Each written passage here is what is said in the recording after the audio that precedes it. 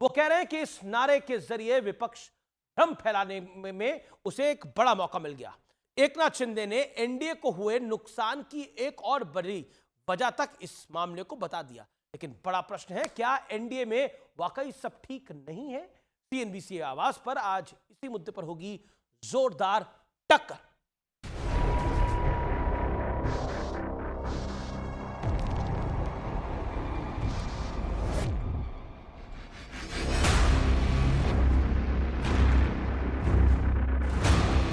People of India also told them that the Constitution is our voice.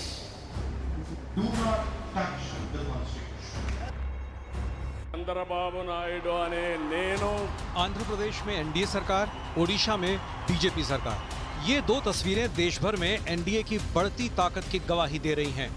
Andhra Pradesh में चंद्रबाबू नायडू की अगुवाई में एनडीए सरकार ने सत्ता संभाल ली, तो ओडिशा में पहली बार बीजेपी का मुख्यमंत्री बना है। लेकिन शपथ ग्रहण में नीतीश कुमार के नहीं जाने पर विपक्ष को तंज कसने का मौका मिल गया। नीतीश जी जब जब नाराज होते हैं तब तब वो कार्यक्रमों में किसी न किसी बहाने नहीं जाते हैं। इस बीच महाराष्ट्र के सीएम एकनाथ शिंदे और जेडीयू के केसी त्यागी के बयान पर भी सियासत गर्मा गई है। संविधान बदलेंगे, ये होगा, रिजर्वेशन जाएगा, फलाना होगा, कुछ भी नहीं होने वाला था। लेकिन 400 पार वाला आंकड़ा जो है उसके वजह से लोगों के दिमाग में ऐसी बात हो गई कि ये सब आगे जाके कुछ गड़बड़ होगी। 400 पार की जो हमारी खबर थी उसको लेकर के विपक्षी दलों ने उसे संविधान परिवर्तन से जोड़ करके चुनाव में उसका दुरुपयोग किया। उधर बनारस सीट को लेकर राहुल गांधी के नए दावे पर जोरदार वार पलटवार हो रहा है। और बहन से कह रहा हूं, अगर ये लड़ जाती वाराणसी में तो आज हिंदुस्तान के प्रधानमंत्री 2-3 लाख वोटों से वाराणसी का चुनाव हार जाते। कि प्रियंका गांधी होती, राहुल गांधी होते, अखिलेश यादव होते, यहां तक कि डिंपल यादव भी होती, तो वो प्रधानमंत्री को हरा देते। तो आज इन तमाम मुद्दों पर होगी देश की सबसे बड़ी बहस। और अब वक्त है सुप्रसिद्ध विश्लेषण का। चुनाव के बाद सियासी तनाव वाला विश्लेषण, क्या हुआ है और विपक्ष क्या कह रहा है। एनडीए ने केंद्र में जीत की हैट्रिक लगाई है, मोदी तीसरी बार देश के प्रधानमंत्री बने हैं। विपक्ष ने क्या कहा, 400 प्लस सीटें लाने में फेल रहा सत्ताधारी गठबंधन। यानी इनका नैरेटिव ये है कि 400 प्लस नहीं आया, लेकिन सरकार तो एनडीए की बनी, बीजेपी की बनी। 71 मंत्रियों के साथ मोदी 3.0 की शुरुआत हुई, बीजेपी के साथी दलों को झुंझुना थमाया, यह विपक्ष ने कहा। क्या हुआ, पीएम को काशी ने तीसरी बार अपना सांसद चुना। विपक्ष ने क्या कहा, राहुल बोले प्रियंका लड़ती तो मोदी 2 से 3 लाख वोट से हारते चुनाव। लेकिन मेरा मानना है कि अगर प्रियंका गांधी वाड्रा चुनाव लड़ती तो मोदी शायद अपने मार्जिन से, जिस मार्जिन से अभी जीते हैं 1,56,000, उससे भी ज्यादा मतों से जीत जाते, क्योंकि यह चुनाव उठ जाता। बढ़ता हूं मैं आगे। ओडिशा में बीजेपी और आंध्र प्रदेश में एनडीए सरकार, क्या हुआ है यह हमारे सामने है। शपथ ग्रहण में नीतीश का ना पहुंचने पर उलझ रहा है विपक्ष और उलझा रहा है विपक्ष। विपक्ष ये गेम खेल रहा है। पीएम मोदी ने, यह बहुत इंपॉर्टेंट है, क्या हुआ, प्रधानमंत्री मोदी ने हर मौके पर संविधान को सबसे ऊपर लगा। प्राइम मिनिस्टर की जो सोशल मीडिया पे डिस्प्ले पिक्चर भी है, जो उनकी तस्वीर है, उसमें भी संविधान सबसे ऊपर है। यह तस्वीर में आपको दिखाई भी दे रहा है। लेकिन विपक्ष ने क्या कहा, विपक्ष ने भ्रम फैलाया, झूठ फैलाया कि बीजेपी संविधान बदल देगी। यह निराधार बात थी, यानी कोई संविधान बदलने की बात नहीं थी, लेकिन इसको फैलाया गया। बीजेपी के भी कुछ नेताओं से गलती हुई, जो प्रत्याशी थे वो आओ ताओ में कुछ ऐसे बयान दे गए जिसका बीजेपी को खामियाजा हुआ। लेकिन बड़ा सवाल क्या है, बड़ा प्रश्न आज का यह है कि क्या सरकार विपक्ष का तालमेल मोदी 3.0 में बिगड़ा ही रहेगा, जो बीते 10 साल में हमें बिगड़ा हुआ दिखा है। मेरे साथ बात करने के लिए डॉक्टर सुधांशु त्रिवेदी हैं, सत्य प्रकाश मिश्रा हैं, अजीज खान साहब हैं जो कि प्रवक्ता हैं समाजवादी पार्टी के, आनंद दुबे हैं शिवसेना उद्धव ठाकरे गुट के प्रवक्ता नेता। आप तमाम लोगों का अभिनंदन है। अजीज खान, चुनाव हो गया, भारतीय जनता पार्टी जीत गई, एनडीए की सरकार बन गई, मोदी तीसरी बार प्रधानमंत्री बन गए। लेकिन यह संविधान वाला नैरेटिव जिसका थोड़ा लाभ आपको हुआ उत्तर प्रदेश के अंदर, बिहार में उसका लाभ नहीं हुआ, ओडिशा में उसका लाभ नहीं हुआ, महाराष्ट्र में थोड़ा लाभ हुआ, लेकिन वो संविधान वाला नैरेटिव आप क्यों चलाना चाहते हैं? कारण क्या है? देखिए अमीश भाई, ये संविधान का कोई नैरेटिव नहीं है और ना विपक्ष ने नैरेटिव चलाया। विपक्ष ने इनकी मंशा को उजागर कर दिया और उजागर करने से जनता जागरूक हो गई और संविधान को बचा लिया। ईमानदारी की बात यह है कि आप भी जानते हैं कि जिस तरह इनके नेताओं के मन में था, इनकी मंशा ठीक नहीं थी। उन्होंने अपने मुंह से भी कहा, बाकायदे स्पीच में इस बात को डाला कि हमें 400 पार करा दीजिए और हम संविधान को बदलना चाहते हैं, बदल देंगे, आरक्षण को खत्म कर देंगे। तो हमारे विपक्ष ने कोई नैरेटिव नहीं सेट किया, बल्कि इनकी मंशा को उजागर किया। एक बात अमीश भाई, दूसरी बात आपको बता दूं कि जिस तरह देश में बीजेपी ने माहौल खड़ा करने की कोशिश की, नफरत की राजनीति करने का प्रयास किया, नहीं इस देश की अच्छा, जनता मतलब आप ने कह रहे हैं कि उत्तर प्रदेश के लोगों को नफरत की जो राजनीति पसंद नहीं है। उसको कहीं ना कहीं देखिए, ये तो जनता ने कहा लोगों को कि मुझे नफरत की विकास राजनीति पसंद नहीं है, मुझे लेकिन नफरत बिहार की को राजनीति पसंद है, चाहिए। महाराष्ट्र और के वो लोगों को जीता पसंद जागता नहीं है, प्रमाण है लेकिन मध्य कि प्रदेश के काशी लोगों को जैसी पसंद जगह है। पे तो ऐसे आपने तो नहीं देखा, होता ना। और काशी राजस्थान और में आसपास 50-50 की है, सीटों राजस्थान में में भी 60-40 है, किस तरह 40% सीटें आप सेंध लगाया, 60% किस तरह बीजेपी जीती। ऐसा नहीं होता जी, ऐसा नहीं होता। जहां आपका कार्ड चला वो आपको मुबारक, जहां वो जीते वो उनको मुबारक। पॉइंट ये है कि मतलब चित भी मेरी पट भी मेरी वाली बात हो जाती है। ये तो मेरे साथ यहां पर सत्यप्रकाश मिश्रा है। सत्यप्रकाश मिश्रा, ये संविधान बदलने वाला नैरेटिव एनडीए को 400 पार नहीं लेके गया, लेकिन अब उसको दोबारा बोला जा रहा है। ये भ्रम है, झूठ है, इसका प्रधानमंत्री नरेंद्र मोदी कई बार मेरे इंटरव्यू में भी उन्होंने खंडन कर चुके हैं। लेकिन क्या कहना चाहते हैं? देखिए, सारा विपक्ष जानता है कि संविधान कोई इस देश का बदल नहीं सकता। उसमें संशोधन 106 बार हो चुका है, जिसको सबसे ज्यादा संशोधन कांग्रेस पार्टी ने किया। पहला संशोधन तो जवाहरलाल नेहरू के समय आया, उसको 9वीं अनुसूची में डाला। और राजीव गांधी का एक बहुत प्रसिद्ध भाषण है जिसमें वो कह रहे जरूरत पड़ेगा तो संविधान बदल देंगे। तो विपक्ष इस पर क्यों नहीं पूछता कांग्रेस से? 400 पार के नारे के खिलाफ विपक्ष ने जरूर ये सिगोफा उड़ाया कि अगर इनको 400 मिल गया तो शायद ये संविधान बदल देंगे, जबकि प्रधानमंत्री मोदी जी ने स्पष्ट रूप में भाषण में कहा कि बाबा साहब भी आए अगर आज, तो वो भी पूरा संविधान नहीं बदल सकते। जी, विपक्ष ने भ्रम लगातार इसलिए फैलाया क्योंकि सच्चाई ये विपक्ष को पता था कि ये सरकार बनने वाली है और ये सरकार 400 के पार भी जाने वाली है। तो उस भ्रम पूरे पार आपको रोक दिया। लेकिन मैं रुक करता हूं। देखिए, इंपॉर्टेंट पॉइंट है, एनडीए की केंद्र में जीत हुई तो आनंद दुबे कहा गया कि देखिए हैट्रिक तो लग रही है, लेकिन देखिए बीजेपी के पास नंबर नहीं है, तीसरी बार कोई सरकार बन रही है, ये बहुत महत्वपूर्ण है। मंत्रियों ने शपथ ली तो कहा गया विपक्ष को झुंझुना फैला दिया गया है। अब एक नैरेटिव फैला जा रहा है कि अगर प्रियंका गांधी वाड्रा लड़ती वाराणसी से तो मोदी चुनाव हार जाते। आम आदमी पार्टी तो और आगे बढ़ गई, वो तो कह रही है कि डिंपल यादव और अखिलेश यादव भी लड़ते तो भी चुनाव हार जाते। ओडिशा में बीजेपी की सरकार बन गई वहां पर, और तमिलनाडु और टीडीपी की सरकार बन गई आंध्र के अंदर। वहां नैरेटिव फैलाया जा रहा है नीतीश बाबू नहीं पहुंचे।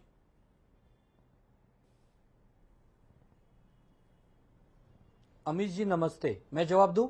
जी दुबे साहब। अमित जी, ऐसा है कि वाराणसी में अजय राय जी ने जो चुनाव लड़ा है, अब अजय राय जी और मोदी जी में तो कोई तुलना तो नहीं की जा सकती। मोदी साहब तो बहुत बड़े नेता हैं, देश के यशस्वी प्रधानमंत्री हैं। अजय राय जी तो केवल एक विधायक रहे हैं, वो भी बहुत साल पहले। तो अगर अजय राय जी ने इतना ज्यादा वोट लिया कि मोदी जी को 1.5 लाख जीतते जीतते पसीना निकल गया, तो स्वाभाविक सी बात है अगर कोई बड़ा चेहरा जो अजय राय से भी बड़ा चेहरा होता, अगर वो लड़ता तो हो सकता है 10-5 हजार वोट से मोदी जी हार जाते। तो इसमें तो कोई गलत बात नहीं है। दूसरी बात, अगर नीतीश बाबू शपथ ग्रहण में नहीं पहुंचे हैं आंध्र प्रदेश, तो जरूर बातें होंगी कि भाई क्या लगता है आपको नीतीश बाबू क्यों नहीं गए? के खुशहाली सभागृह में नहीं जा रहे? नीतीश बाबू क्यों नहीं कह रहा हूं, हो सकता है कि वो अभी नई सरकार में आए हैं, नहीं उनको समझ में आ रहा होगा, विचार बना रहे होंगे।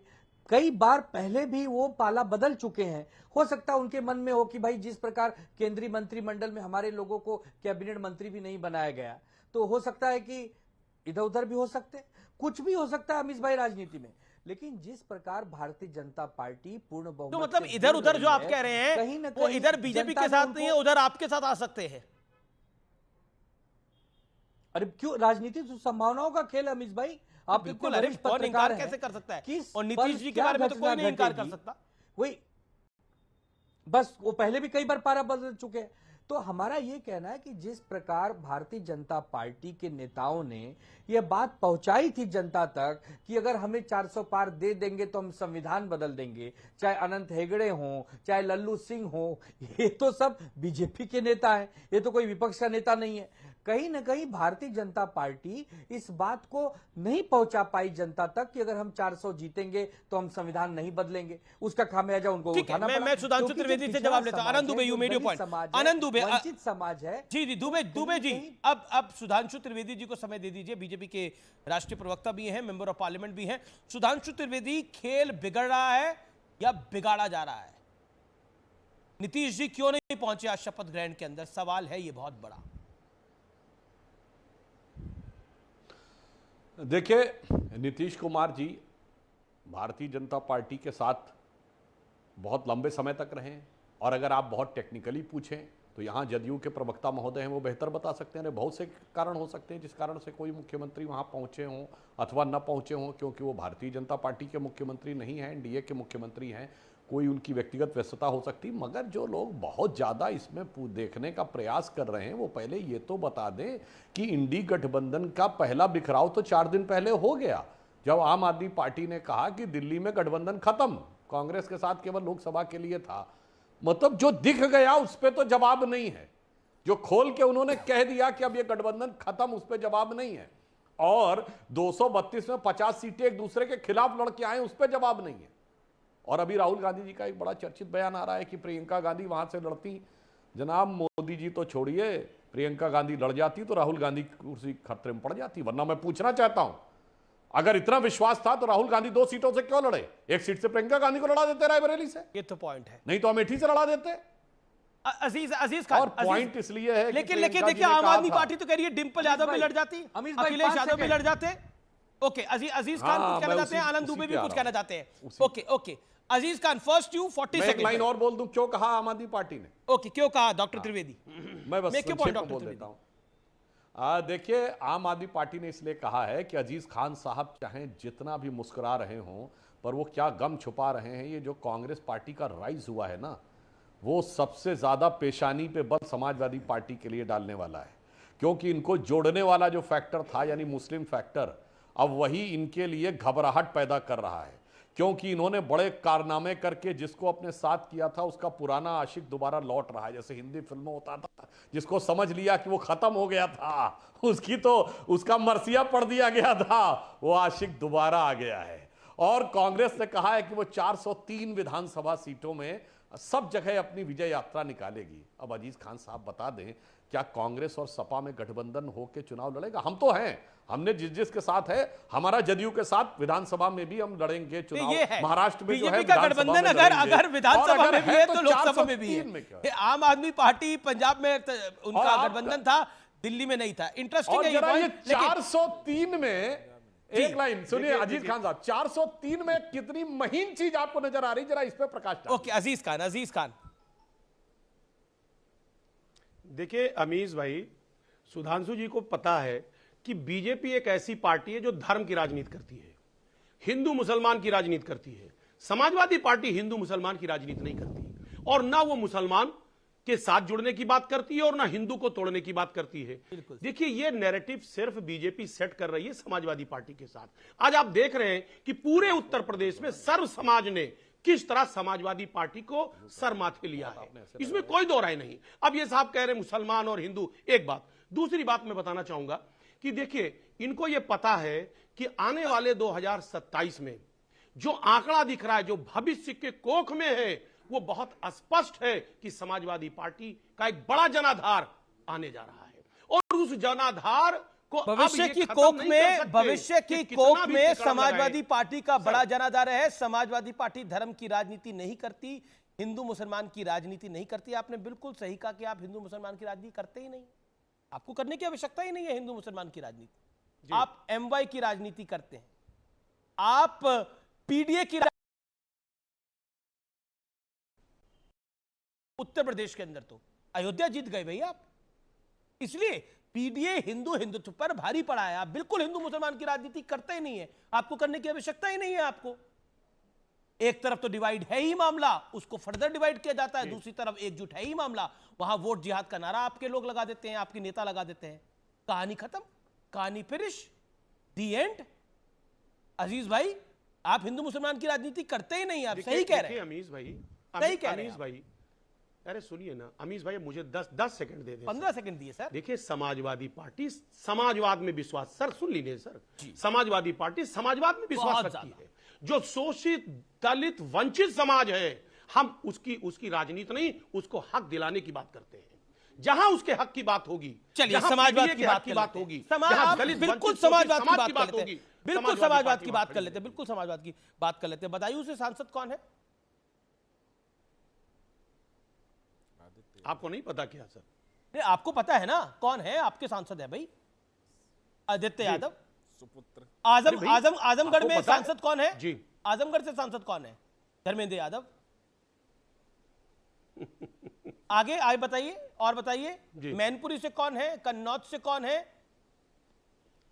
ये समाजवाद है आपको लग रहा है? सर पूरे उत्तर प्रदेश को नहीं, ये समाजवाद है। आपकी राय में नहीं, अजीज खान, जहां आपकी बात सही है वहां सही है, समाजवाद की बात छोड़िए जी, समाजवाद की बात नहीं है ये।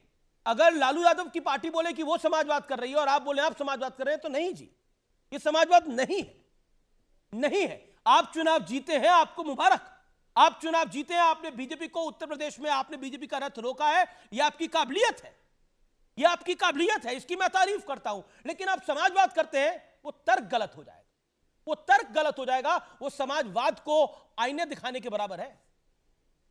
Sudhanshu Trivedi, make your point. Sudhanshu ji. हाँ, मैं सिर्फ ये कहना चाह रहा था, जो अजीज खान साहब ने हम पे आरोप लगाया कि हम हिंदू मुसलमान की राजनीति करते हैं, बिल्कुल हम हिंदू और मुसलमान दोनों की बात करते हैं। आप केवल मुसलमान की राजनीति करते हैं। आप सीएम बनने के लिए दो चीजों का यूज करते हैं, कास्ट एंड मुस्लिम। हिंदू तो आपका वजूद ही नहीं है, क्योंकि आपको पता है 20% अपना है, 80 में टुकड़े करना है, और उसमें आप सफल हो जाते हैं। तो इसलिए आपको लगता है, आपको पूर्ण विश्वास है कि केवल मुस्लिम मेरे साथ रहेगा और उसके साथ कोई ना कोई एक दो कास्ट जुड़ी रहेंगी और हमारा काम हो जाएगा। इसलिए हम आपकी बात को स्वीकार करते हैं कि हम हिंदू मुसलमान की राजनीति करते हैं, पर आप सिर्फ मुसलमान की राजनीति करते हैं और दूसरी तरफ सिर्फ जाति की राजनीति करते हैं। और जो इन्होंने कहा, आज तक बाकी वर्ग तो छोड़ दीजिए, आप पिछड़ों की बात करते हैं, पिछड़ा, दलित, अल्पसंख्यक, ये बता दें कि पिछड़े दलित अल्पसंख्यक में से कितने लोगों को पिछले 35 साल से सत्ता में है समाजवादी पार्टी? 1990 में बनी थी, मुलायम सिंह जी जब पहली बार मुख्यमंत्री बने 1989 के दिसंबर में, तब से आज तक पिछड़े दलित अल्पसंख्यक के कितने लोगों को, एक नाम बता दीजिए, इसको राष्ट्रीय अध्यक्ष सीएम बनाया हो? बाकी छोड़ दीजिए, पिछड़ों, दलित और सवर्ण छोड़ दीजिए, पिछड़े भी छोड़ दीजिए, यादव जाति में बताइए अपने परिवार के अलावा किसी को बनाया हो? यानी परिवारवाद, समाजवाद परिवारवाद में सिमट कर आ जाता है। कहां लोहिया जी खड़े होते थे, ठीक है, कहां बड़े-बड़े नेता मधुलिमय खड़े होते थे जो ये कहते थे कि हम लड़ेंगे और सबको हिस्सा दिलाएंगे। यहां कहते जिसकी जितनी संख्या भारी उसकी उतनी भागीदारी। यहां पर भैया अब तो साफ समझ में आ रहा किसकी कितनी संख्या भारी और किसने किसकी भांजी मारी। संख्या भारी दिखा के सबकी भांजी मार दी। ओके, अजीज खान जवाब, देन सत्यप्रकाश मिश्रा। देखिए अमीश भाई, लगातार समाजवादी पार्टी नारा लगाती रही, मांग करती रही, 10 साल से मांग करती रही कि जातीय जनगणना करा करके जो दलित शोषित वंचित समाज है उसका हक दो। साहब ये हक की बात नहीं करते, ये परिवारवाद का आरोप लगा रहे हैं। इनके तमाम सांसद, अभी पूरी फहरिस्त निकाल लीजिए, एमएलए जहां से चुने गए हैं उनमें परिवारवाद की बात देखें तो 25% ऐसे लोग हैं जो परिवार से ग्रसित है, एक ही परिवार के लोग हैं। ये उन पर, सर सुनिए, उन अरे सर सुनिए ना, ये उस पर बात नहीं करेंगे, फेरिस्त निकालिए, उस पर बात नहीं करेंगे, ये दूसरों पर कटाक्ष करेंगे। देखिए, कहने का मकसद ये है कि ये नैरेटिव सेट करने में माहिर हैं और जनता ने इस बार इस बात को जान लिया है कि नैरेटिव सेटअप नहीं चलेगा। देश की विकास की अगर बात करते हैं आप, तभी आप देश बात करते ही नहीं है ये लोग। बहुत नैरेटिव सेट कर लिया, ये बहुत इवेंट मैनेज कर लिया आपने, बहुत परिवारवाद और तमाम ये सिर्फ आरोप है। ये तो समाजवाद कर रहे हैं, लालू जी समाजवाद कर रहे हैं, अजीज खान की आपकी पार्टी समाजवाद कर रही है।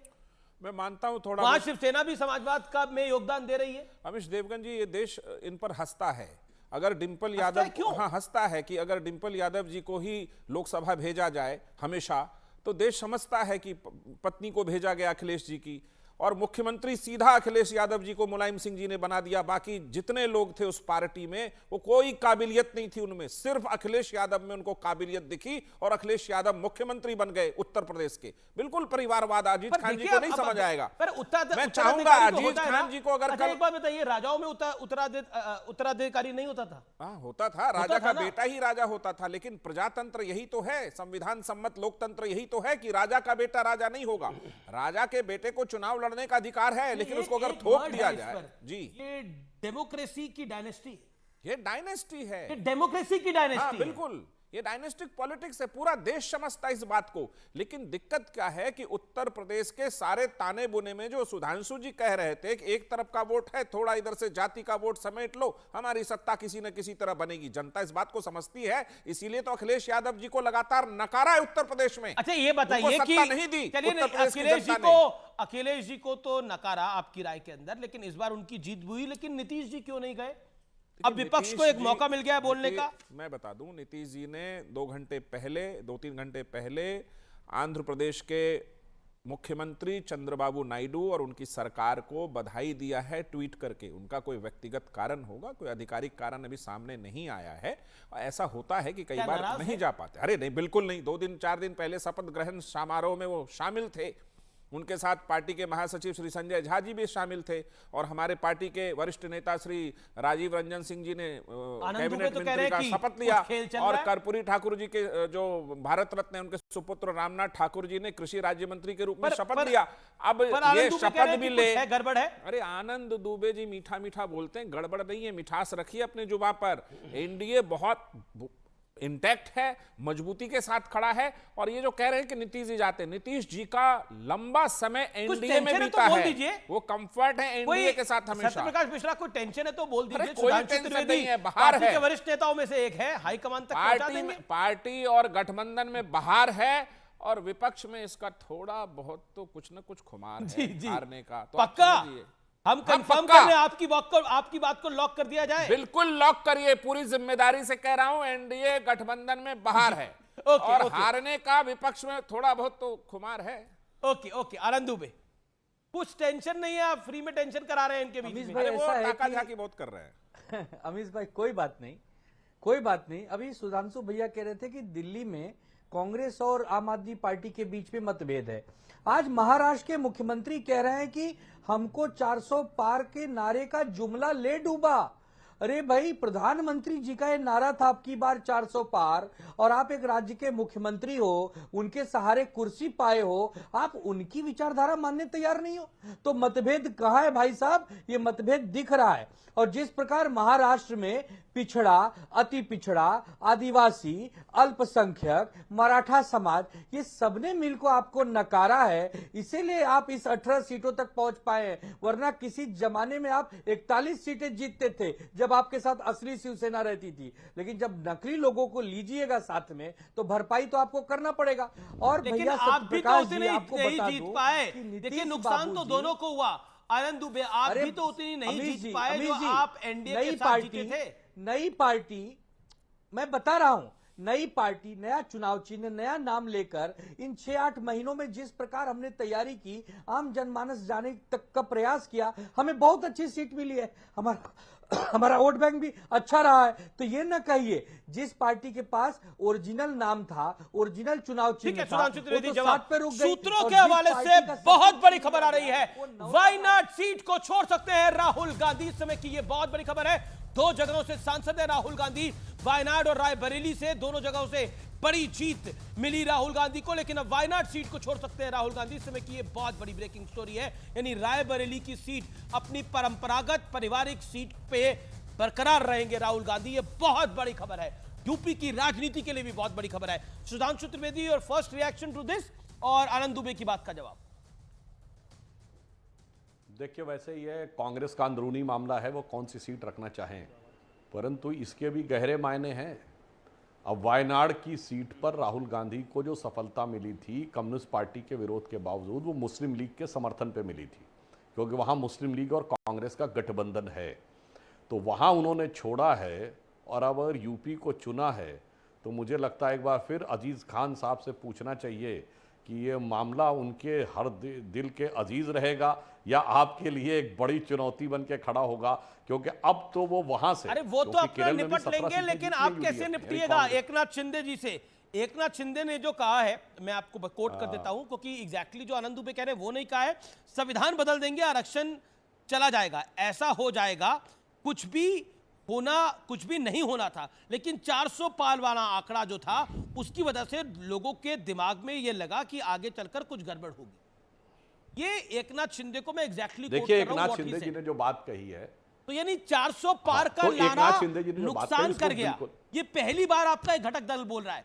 केसी त्यागी कह रहे 400 पार की जो हमारी खबर थी, उसको लेकर विपक्ष ने संविधान बदलने का नैरेटिव बना दिया, यानी 400 पार का नारा बैकफायर करा। ये आपके अलायंस पार्टनर बोल रहे हैं सुधांशु त्रिवेदी, आंसर दिस।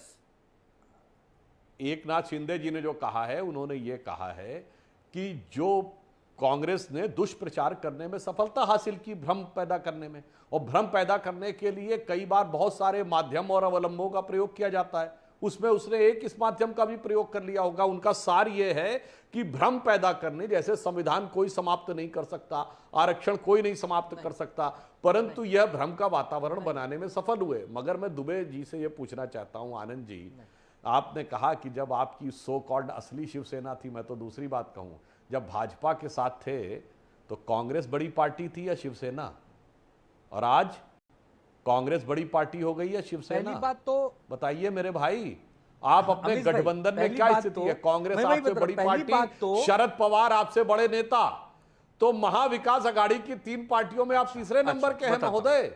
जब हमारे साथ थे महाराष्ट्र में भी आपकी हैसियत सबसे ऊपर मानी जाती थी। अमीश भाई, सबसे पहले तो कांग्रेस पार्टी ने दुष्प्रचार नहीं किया कि हम संविधान बदल देंगे। ये आपके अनंत कुमार हेगड़े और लल्लू सिंह, जो दोनों सांसद हैं, उन्होंने खुले मंचों से कहा कि हमें 400 पार इसलिए करवा दीजिए क्योंकि हम भारत का संविधान बदलना चाहते हैं। तो ये कांग्रेस के ऊपर आरोप न लगाइए। दूसरी बात, जब हम कांग्रेस पार्टी और राष्ट्रवादी कांग्रेस पार्टी के साथ मिलकर चुनाव लड़े हैं तो एक सामूहिक लड़ाई लड़े हैं।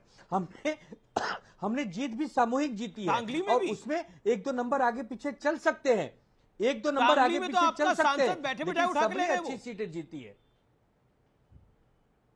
कहां पर? सांगली। अरे भैया, सांगली की सीटें, सांगली की जो सीट निर्दल विशाल पाटिल जीते हैं वो कांग्रेस में ही थे, उन्होंने कांग्रेस को वापस समर्थन दे दिया। लेकिन आप ये तो सोचिए कि जिस पार्टी का सब कुछ कोई चुरा ले वो 9 सीट ले आती है, ये कोई छोटी मोटी बात नहीं है। इस परिस्थिति में लेकिन क्या नहीं किया बीजेपी ने हमारे साथ? सब कुछ छीनने के बाद अगर हमने डट के उनका सामना किया, ये उनकी हार है। केसी त्यागी ने बोला 400 पार की जो हमारी खबर थी उसको लेकर विपक्षी दलों ने उसे संविधान परिवर्तन से जोड़कर चुनाव में उसका दुरुपयोग किया, यानी 400 पार का नारा बैकफायर किया। आप ये लोग ये कह रहे हैं? केसी त्यागी जी का कहने का मतलब ये बिल्कुल नहीं है। उनका कहना है कि जो 400 पार का नारा दिया गया उसके खिलाफ विपक्ष एक दुष्प्रचार करने में सफल थोड़ा हो गया। और बीच में नरेंद्र मोदी जी का बयान आया चुनाव प्रचार के दौरान कि बाबा साहब भी संविधान आज आ जाएं तो नहीं बदल सकते हैं। विपक्ष इस बात को, आरक्षण वाला जो मुद्दा उठाया उसने कि आरक्षण खत्म हो जाएगा, एक अमित शाह जी का वीडियो वायरल कर दिया गया, AI क्रिएटेड, बहुत फेक वीडियो था। विपक्ष निम्नतम स्तर तक गया दुष्प्रचार करने में। विपक्ष ने एक बार भी नहीं सोचा कि भारतीय राजनीति की एक मान्यता और मानदंड है, उस मानदंड से नीचे नहीं जाना चाहिए चुनाव में। ऐसा पिछला 2019 में भी किया था कि चौकीदार चोर है। तो विपक्ष की गैर जिम्मेदाराना हरकत के कारण और लोकल कई राजनीतिक दिक्कतों के कारण, बहुत जैसे उत्तर प्रदेश में कई तरह की ऐसी बातें हुई कि ये कम्युनिटी उसके साथ नहीं जाएगी, उसके साथ चली जाएगी। जी। तो लोकल पॉलिटिक्स और दुष्प्रचार में 400 पार के नारे को थोड़ा सा रोका जरूर। साम दाम दंड भेद तो चलता है, लेकिन युद्ध का भी एक नियम होता है, लेकिन उस युद्ध के नियमों का भी उल्लंघन किया गया। पॉइंट नंबर टू युद्ध के नियमों का भी उल्लंघन किया गया।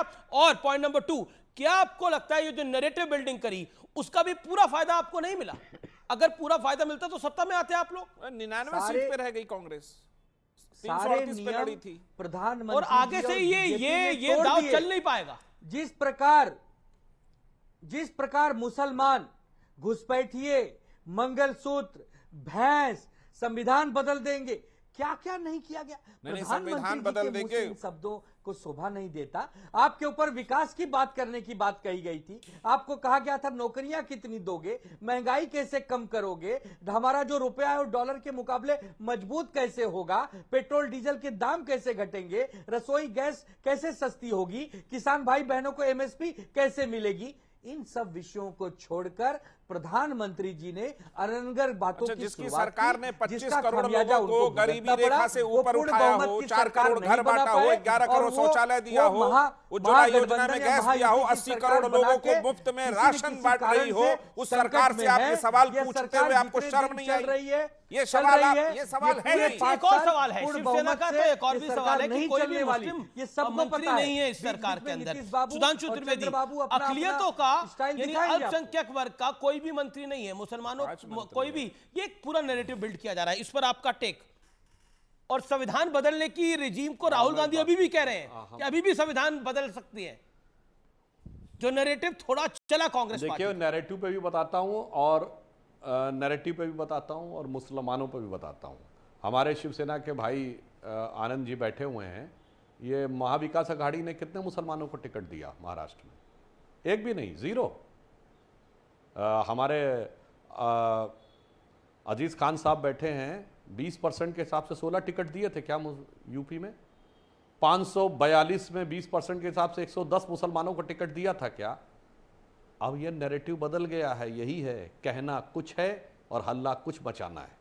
यानी अब हकीकत यह है कि मुसलमानों को इस बात का एहसास करा देना है कि देखो, हम तुमको टिकट तो नहीं देंगे, मगर अब तुम हमारे पीछे रहो। सवाल हम भाजपा से पूछेंगे कि ठीक, हम तो बिल्कुल कहते हैं हम उन सभी लोगों को टिकट देते हैं जो 3 कारणों पे। एक, जो हमारे साथ हो, हमारे कार्यकर्ता हो, हमारा संगठन का अनुभव और विनेबिलिटी।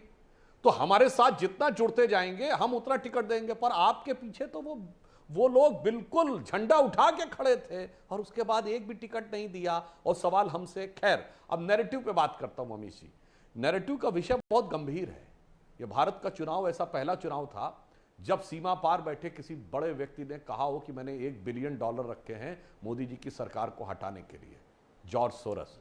यह नैरेटिव सिर्फ इतना नहीं है, सोचने की बात है कि भारत की प्रेस रैंकिंग का जो जारी होता है वो चुनाव के दौरान जारी होता है।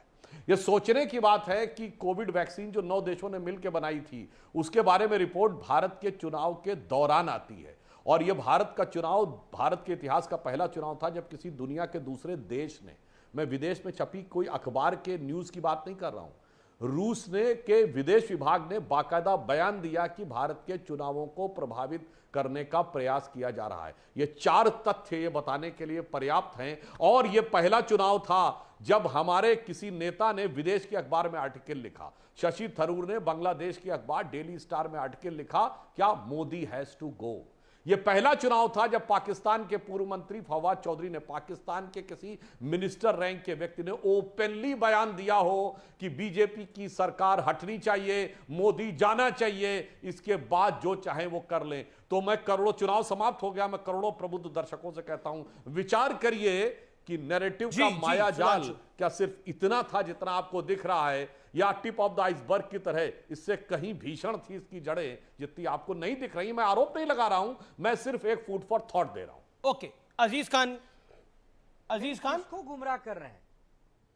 देखिए अमीश भाई, ये अभी भी सुधांशु जी नैरेटिव सेट कर रहे हैं, अभी भी इस डिबेट में भी ये एडमिट पर ये नहीं सब कर रहे हैं कि फैक्ट्स हैं। जनता ने अगर इनके इनमें नफरत नहीं, की ये सब राजनीति को फैक्ट्स पे नकार आधारित दिया। बातें हैं। सर, अगर इसमें सर, कुछ सर, फैक्चुअल नहीं है सुनिए तो ना, आप इसको आप इसको जरूर अपने फैक्ट्स को कोट करिए। ये सब कुछ फैक्चुअल है जो बोला गया। सर ये मैं सब चीजें हुई है लाइन मैं से। सर आ रहा हूं, मैं सर उसी मुद्दे जॉर्ज सुरोज से लेकर फवाद चौधरी तक। मैं अमीश भाई वही कह रहा हूं, अब मुझे बोलने दे। मैं वही कह रहा हूं कि अभी भी इनको अंदाजा यह नहीं है कि इस देश का चुनाव किस आधार पर हुआ है, जनता क्या चाह रही है और क्या चाह रही थी, किस आधार पर चुनाव हुआ, ये शायद अभी भी बीजेपी नहीं समझ पाई। जनता चाह रही है महंगाई खत्म हो, जनता चाह रही है जो उन्होंने वायदे किए थे वो वायदे ये पूरा करते, लेकिन ये पूरा नहीं किए। इन्होंने कहा साहब रोजगार हम देंगे, 2 करोड़ रोजगार हर साल देंगे। साहब रोजगार की क्या स्थिति रही आप देखिए कि जब रोजगार देने की बात आई तो पेपर लीक हो गया। 60 लाख रोजगार है, 60 लाख ऐसा स्टूडेंट है जिसने एग्जाम दिया और चौराहों पर घूमता रहा, उस पर पूछा नहीं गया। अभी भी नीट, अभी देखिए एक बात सर, आप बड़ा अहम बात मैं बता रहा हूं सर, नीट का एग्जाम हुआ, 24 लाख बच्चे ने एग्जाम दिया है नीट का। आप देखिए कोई सुध लेने वाला नहीं उस बच्चे का। आप देखिए जिस तरह पेपर लीक हुआ उस पर किस तरह धांधली हुई, एनटीए ने किस तरीके से धांधली किया, क्या क्या नहीं हुआ, लेकिन कोई पूछने वाला नहीं है। माननीय प्रधानमंत्री महोदय को इस पर बयान देना चाहिए, सामने आकर के बात रखनी चाहिए। 24 लाख बच्चों का मामला है, नहीं बहुत बड़ा मामला है, नीट का जो आपने मामला उठाया है, इसको कल मैंने भी उठाया था, बहुत बड़ा मामला है, लेकिन का मामला है, बहुत बड़ा मामला है। सुधांशु त्रिवेदी, लेकिन फिर मैं नैरेटिव पर आता हूं, वो कहते हैं कि हम तो बेरोजगारी की बात कर रहे थे, महंगाई की बात कर रहे थे, बीजेपी इन सब मुद्दों की बात कर रही है। सुधांशु त्रिवेदी। हाँ, तो मैं चुनाव के दौरान तो हम सारी बातें बता चुके हैं, मगर मैं सिर्फ एक नैरेटिव बता देता हूं। कांग्रेस ने गला फाड़ फाड़ के कई बार कहा कि 30 लाख केंद्र सरकार की नौकरियां हैं जिसको भरे नहीं जा रहे। कोई जाके दर्शकों में चेक कर ले कि 2014 में जब इनकी सरकार गई, कुल कर्मचारी कितने थे केंद्र सरकार के? 47 लाख। यानी महोदय 67 साल के बाद 47 लाख थे और आप कह रहे 5 साल में आप 30 लाख और कर देंगे। ये कौन सा तर्क था भाई? यही इसी को कहते हैं भ्रम फैलाना। और आरजेडी ने अपने घोषणा पत्र में कहा हम 1 करोड़ नौकरी देंगे। 12 करोड़ कुल बिहार की आबादी है और नौकरी दे देंगे 1 करोड़। यह होता है भ्रम फैलाना। और मैं अंत में कह देना चाहता हूं, इन्होंने खूब भ्रम फैलाया जो लखनऊ से लेकर कर्नाटक तक नजर आया कि बेचारी कम शिक्षित महिलाओं को यह भ्रम दे दिया जैसे पोंजी स्कीम वाले देते हैं, देखो ये पर्चा है और फला तारीख को देने के बाद आ देना, वहां तुम्हारे अकाउंट में खटाखट 8,500 रुपए आ जाएंगे। तो अब तो चुनाव समाप्त हो गया, चुनाव आचार संहिता समाप्त हो गई। जहां आपकी सरकार है वहां दीजिए खटाखट। पंजाब में, बंगाल में, तेलंगाना में, कर्नाटक में, दिल्ली में दीजिए ना, तमिलनाडु में 8,500 रुपए खटाखट। तो आनंद दुबे ये खटाखट 8,500 रुपए कब तक आएंगे? तो 6,500 ही दे दीजिए। आनंद दुबे ये खटाखट 8,500 रुपए कब तक आएंगे? पहले और तो 1 करोड़ नौकरियां बिहार में कैसे दी जाएंगी? सबसे पहले तो बताता हूं। सबसे पहले तो सुधांशु भाई ने कहा कि पाकिस्तान के लोग चाहते थे कि महाविकास आघाड़ी या इंडिया गठबंधन की सरकार बने। अरे भाई, चुनाव हो रहे हैं भारत में, लोकतंत्र का उत्सव मनाया जा रहा है भारत में। कल नॉर्थ कोरिया में बैठा किम जोंग अगर ये कहे कि मैं चाहता हूं आनंद दुबे सांसद बने, अरे भाई आनंद दुबे कभी किम जोंग को मिले नहीं, नॉर्थ कोरिया कभी गए नहीं, हमारा कोई लेना देना नहीं। वो वहां बैठ के क्या चाहता है, इससे हमारे देश में क्या सही लेना कहा हमारे आनंद दुबे, देश के लोग बिल्कुल क्या सही चाहते कहा हैं? आपने, जो वोटर है वो आपने चाहते बिल्कुल हैं। सही कहा आनंद दुबे, किम जोंग से कोई लेना देना नहीं है, नॉर्थ कोरिया से कोई लेना देना नहीं है, लेकिन पाकिस्तान से तो लेना और देना दोनों है भाई। मत फैलाओ अफवाह। पाकिस्तान से तो लेना और देना दोनों है। अरे भाई पाकिस्तान हम ही से निकला है, पाकिस्तान हम ही से निकला है। और पाकिस्तान का इतिहास जो है वो भारत के साथ जुड़ा है। पाकिस्तान की जो गलत नीतियां हैं उसका विरोध करो, पूरा विपक्ष आपके साथ खड़ा रहेगा। लेकिन बार बार पाकिस्तान, मुसलमान, घुसपैठिए, अरे बंद करो ये नफरत की गंदी राजनीति। लोग ऊब गए हैं, इसीलिए आपको 240 पर रोक दिया है। और कांग्रेस ने कहा था कि खटाखट हम देंगे जब हम सत्ता में आएंगे। हम सत्ता में नहीं आए तो कहां से देंगे? फाइनेंस मिनिस्टर हमारे पास है क्या? अरे तो राज्य में तो आप लोगों की सरकार है भाई, नियति चार राज्य में तो आप लोगों की सरकार है। बिल्कुल देंगे। राज्यों में जहां सरकार है वहां प्लानिंग करेंगे, वहां प्लानिंग करेंगे। अगर जीएसटी का सारा पैसा सुधांशु त्रिवेदी का जवाब है, सुधांशु त्रिवेदी का जवाब है, और 1 करोड़ नौकरियों पे मैं सत्यप्रकाश मिश्रा आपका वन वर्ड जरूर सुनना चाहता हूं। आनंद जी, सुधांशु, आनंद जी, आपने मतलब आप डिबेट में कहीं आप दूसरी तरफ खोए हुए थे। आनंद जी, ये डिबेट में आप कहीं खोए हुए थे या आपको तथ्य नहीं पता था, आप क्या बोल गए? आपने बिल्कुल सही कहा, चुनाव, मैंने कहा चुनाव भारत में हो रहे थे, बांग्लादेश के अखबार में शशि थरूर क्यों आर्टिकल लिख रहे थे भाई? यही तो मैंने कहा ना, चुनाव भारत में हो रहे थे, बांग्लादेश के अखबार डेली स्टार में शशि थरूर आर्टिकल लिखते हैं और उसका शीर्षक क्या है? Modi has to go, Modi has to go. हमने नहीं किया, ये तो उन्होंने किया। अब दूसरी बात, आपने कहा कि नॉर्थ कोरिया से किम जोंग उन से मिले नहीं, यही तो बात है, वाकई नहीं मिले। मगर पाकिस्तान जाके मणिशंकर अय्यर भी मिले और सलमान खुर्शीद भी मिले, और मिलके क्या बोले? और मोदी साहब बिरयानी खाए, नरेंद्र मोदी जी बिरयानी खाए जाकर। तो भाई लाहौर में ना, ये भी आप तो जो बोल रहे थे, बात अरे भाई रखिए। बीच में मत बोलिए साहब। और आपने जो कितना बोला जनाब, आपने कहा पाकिस्तान, घुसपैठिया और हिंदू मुसलमान नफरत की राजनीति बंद करो। क्या आनंद दिया है आपने। परम श्रद्धेय बाला साहब ठाकरे जी की आत्मा जहां पे होगी, उसको कितना कष्ट हुआ होगा कि ये शिवसेना, ये असली शिवसेना होने के दावा करती, जिसने मुंबई में पाकिस्तान के साथ मैच नहीं होने दिया और उन्होंने पिच खोद के उसमें तेल भर दिया। अभी भी नहीं होने देंगे, पाकिस्तान अभी भी मैच चाहते नहीं आप होगा। करवाते हैं, ये मैच आप करवा रहे हैं। अब आया आपको तत्काल प्रभाव से मैच बंद कर देना चाहिए। 2 मिनट पूरा पहले टीम को महोदय वापस कुछ और बुला थे, देना। लेकिन और 2 मिनट पहले मुझे ये सुनकर सत्यप्रकाश मिश्रा हिंदी की कहता है, पल में तोला आपके बीच में मैं नहीं बोल रहा था। यही कहा जाता है ना, पल में तोला पल में माशा, यही कहा जाता है। लेकिन कैसे, मतलब आप देखिए इस डिबेट के अंदर कई रंग हमें देखने को मिले, लेकिन 1 करोड़ नौकरी का रंग कैसे आएगा?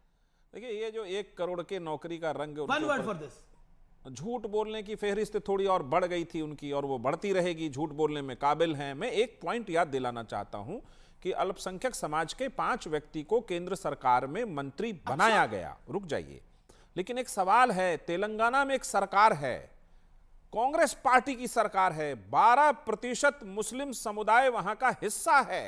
इस समय की बहुत बड़ी ब्रेकिंग स्टोरी है, जिस मुद्दे को हमने कल भी उठाया था, वो इस समय हमारे सामने है। नीट यूजी मामले में सुप्रीम कोर्ट कल सुनवाई करेगा, बहुत बड़ी खबर है। एनटीए के फैसले को दी गई है बड़ी चुनौती, इस समय की बहुत बड़ी खबर है। ग्रेस मार्क्स दिए जाने के मामले को चुनौती दी गई है। एडमिशन पर तत्काल रोक लगाने की मांग को भी इस पिटीशन में रखी गई है। परीक्षा की जो प्रक्रिया है उसकी जांच भी की जाए, यह भी कहा गया है। नीट यूजी मामले में सुप्रीम कोर्ट सुनवाई करेगा, यह बहुत बड़ी खबर है। नैरेटिव बिल्डिंग की हम बात कर रहे थे। पॉइंट यह है कि इस देश के अंदर ऑल आइज ऑन राफा पर कितने लोग ट्वीट करते हैं, लेकिन all eyes on Vaishno Devi में 40 लोगों की निर्मम हत्या कर दी जाती है, किसी के कान तक जू नहीं रेखती। पॉइंट यह है सत्यप्रकाश मिश्रा, नैरेटिव बिल्डिंग यह है, जिसको मतलब पता ही नहीं है राफा है कहां पर, वो लोग तक ट्वीट कर रहे हैं। और मैं जानता हूं कई लोगों को, तो मैं पर्सनली जानता हूं, जिन्हें राफा का आर नहीं पता, लेकिन वो राफा के बारे में ट्वीट कर रहे हैं। और मां वैष्णो देवी को सब लोग जानते हैं, एक राय नहीं लिखी गई इन लोगों से। देश में मानवाधिकार को लेकर के ये दोहरा व्यवहार ठीक नहीं है। आप बिल्कुल राफा पे ट्वीट कीजिए, जहां भी मानव पर कोई संकट है करिए, लेकिन वैष्णो देवी में हुआ तो बचिए। 40 मजदूर मर गए कुवैत में, उस पर कुछ नहीं। आप समझिए, ये दोहरा जो मानदंड है, ये हमें कटघरे में खड़ा करता है कि या तो फिर आप राफा पे भी ईमानदार नहीं है, और इस पर तो साफ दिख रहा है कि वैष्णो देवी में एक छोटा सा बच्चा मर गया, 40 लोग। What is this? इसका साफ मतलब ये भी हो सकता है कि जो लोग ये ट्वीट कर रहे हैं, एक पीढ़ी तो सिर्फ ट्रेंड फॉलो करती है। सब लोग ट्वीट इंस्टाग्राम पे लगा रहे हैं, ऑल आइज ऑन राफा, हम भी लगा देते हैं। हाँ, ये एक नया चीज ये मतलब थोड़ा तो पढ़ लिख कर हम इसको अगर काम को करेंगे तो बेहतर होगा। सुधांशु त्रिवेदी, नैरेटिव में क्यों पिछड़ जाता है भारत? देखिए, नैरेटिव उसका कारण है कि हमारे यहाँ नैरेटिव भारत की आंतरिक सुरक्षा, भारत की राष्ट्रीयता की मजबूती के आधार पर नहीं होता, उसकी कीमत पे की जाने वाली राजनीति पर भी होता है। मैं उदाहरण देना चाहता हूं। इजराइल हमास में युद्ध हुआ, कांग्रेस वर्किंग कमेटी ने फिलिस्तीन को लेकर प्रस्ताव पारित कर दिया, प्रियंका गांधी ने ट्वीट किया और सोनिया गांधी जी ने अखबार में आर्टिकल लिखा। मैं पूछना चाहता हूं, अगर आप अंतर्राष्ट्रीय कॉन्फ्लिक्ट पे लिख रहे हैं तो यही कुवैत और इराक का प्रॉब्लम था, आपने लिखा कभी कांग्रेस वर्किंग कमेटी कोई प्रस्ताव याद है? पॉइंट चाइना और जी समय इतना ही है, समय इतना ही है। अजीज खान 10 सेकंड, अजीज खान 10 सेकंड, 10 सेकंड। देखिए अमीज भाई, ये तमाम तरीके की बातें करते हैं। हकीकत ये है कि आज बीजेपी अपने नैरेटिव के मामले में लगातार घिर गई है और खुद घिर गई है, और ये बेनकाब हो गई है, बेनकाब हो गई है बीजेपी। आपको ऐसा लग रहा है, लेकिन अब सीएनबीसी आवाज के टक्कर के आज के एडिशन में रुकेंगे एक अंतराल के लिए, लेकिन अंतराल के बाद एक बड़ी खबर के साथ हम वापसी कर रहे हैं। आप देखते रहिए व्यूअर्स, सीएनबीसी आवाज पे टक्कर का Wednesday edition. Welcome back viewers, आप देख रहे हैं सीएनबीसी आवाज पे टक्कर का वेडनेसडे एडिशन, यानी बुधवार एडिशन। महाप्रभु जगन्नाथ की धरती पर आज से नई सियासी शुरुआत हो गई है। ओडिशा में 24 साल बाद नवीन पटनायक के युग का अंत हुआ है और वहां आज पहली बार भारतीय जनता पार्टी की सरकार ने शपथ ली है। यानी ओडिशा में बीजेपी ने अपने दमखम पर सरकार बना ली है। 2024 के चुनाव में बीजेपी की कुछ सीटें जरूर घटी, लेकिन चुनाव के नतीजों में भविष्य का एक बहुत बड़ा संदेश छिपा है, और वो संदेश ये है कि अब भारतीय जनता पार्टी की दस्तक पूरे देश में हो चुकी है। तथ्यों के आधार पर मैं आपको इस अटल सत्य की जानकारी देता हूं। सबसे पहले पूर्वोत्तर के राज्यों की बात कर लेते हैं। नॉर्थ ईस्ट के 7 राज्यों में कुल 25 लोकसभा सीटें हैं, इसमें बीजेपी ने 13 सीटें जीती हैं। इसके अलावा उत्तराखंड, हिमाचल, दिल्ली, मध्य प्रदेश में बीजेपी ने क्लीन स्वीप किया है, जबकि गुजरात में 26 में से 25, छत्तीसगढ़ में से 11 में से 10 सीटें बीजेपी ने जीती है। इसके अलावा राजस्थान में 14, तेलंगाना में 8, कर्नाटक में 17 बीजेपी के खाते में गई है। बीजेपी ने बिहार, झारखंड, बंगाल, महाराष्ट्र, गोवा, गुजरात में हर जगह सीटें जीती है, लेकिन उनकी सबसे अहम कहानी दक्षिण के राज्यों में लिखी गई है व्यूअर, क्योंकि बीजेपी ने पहली बार केरल में खाता खोला। केरल में बीजेपी को इस बार 17% वोट मिले, यानी 2019 के मुकाबले 3% इस वोट बैंक में इजाफा हुआ है। इसके अलावा आंध्र प्रदेश में बीजेपी ने खाता खोलते हुए 3 सीटों पर जीत दर्ज करी। दक्षिण का तीसरा अहम राज्य तमिलनाडु, हालांकि वहां बीजेपी ने एक भी सीट नहीं जीती, लेकिन वोट शेयर 11.24% रहा। 2019 में यह केवल 3.6% था, यानी 3.6%। खास बात यह है कि तमिलनाडु में बीजेपी को कांग्रेस से ज्यादा वोट मिले हैं, यानी एक वक्त हिंदी पट्टी की पार्टी समझे जाने वाली भारतीय जनता पार्टी अब पूरे भारतवर्ष में दस्तक दे चुकी है। कश्मीर से लेकर केरल तक और महाराष्ट्र से लेकर असम तक, यानी अटक से कटक तक अब बीजेपी करीब करीब हर राज्य में है। इसके उलट कांग्रेस का स्कोर दिल्ली में 0, त्रिपुरा में 0, अरुणाचल, उत्तराखंड, मध्य प्रदेश में भी 0 है, 0 है। सोचने वाली बात यह है कि हिमाचल प्रदेश, जहां हिमाचल कांग्रेस की सरकार है, वहां भी कांग्रेस को 0 ही मिला है। इसके अलावा कर्नाटक में सरकार होने के बावजूद कांग्रेस 28 में से केवल 9 सीटें जीत पाई है। तेलंगाना में से 17 में से 8 सीट जीत पाई है। देश के करीब 9 राज्यों में कांग्रेस खाता भी नहीं खोल पाई है। इसके बावजूद कांग्रेस का पार्टी मोड जारी है। इसकी वजह शायद ये होगी कि इस बार राहुल गांधी वायनाड और रायबरेली दोनों सीटों से चुनाव आसानी से जीत गए। इसकी वजह यह भी हो सकती है कि विपक्षी गठबंधन ने बीजेपी को अयोध्या में हरा दिया, लेकिन सत्य तो यह है कि बीजेपी अब पैन इंडिया पार्टी है, जश्न कितना भी मना लो। तो फिलहाल टक्कर के आज के एडिशन में इतना ही। आपका बहुत बहुत शुक्रिया, धन्यवाद हमारे साथ इस मंच पे आने के लिए। तो फिलहाल टक्कर में इतना ही। उम्मीद है आज का कार्यक्रम आपको जरूर पसंद आया होगा। नमस्कार, गुड नाइट।